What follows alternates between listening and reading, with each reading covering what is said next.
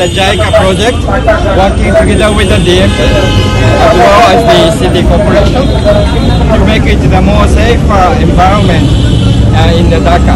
তারা আসলে কিন্তু ওরকম শিক্ষিত না, যার কারণে তারা যে এগুলো মানবে তারা কিন্তু শিক্ষিত না। এখন আমার মনে হয় এটা লাস্টিং করবে, কারণ হচ্ছে টার্গেট ডেট যারা তারা তো আসলে এগুলো মানবে না।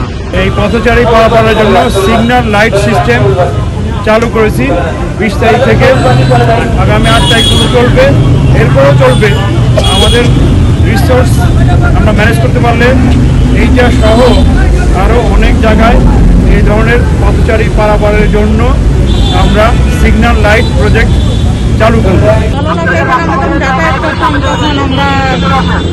নিজেরা সিগন্যাল দিয়ে আসতে হবে, ঝুঁকির মধ্যে আসতে হবে।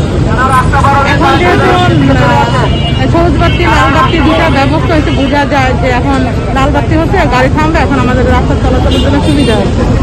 আর সবুজ বাতি যখন হবে তখন রাস্তা গাড়ি যাচ্ছে।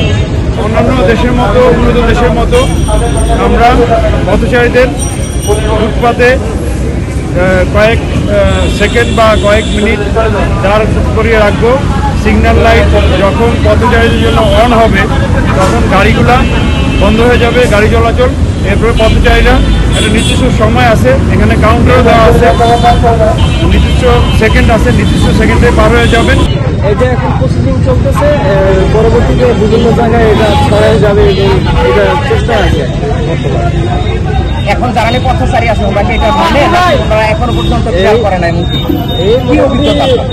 মোটামুটি মানতেছে এবং কেউ মানে আবার কেউ মানে চলে যায় বইলে আর কি।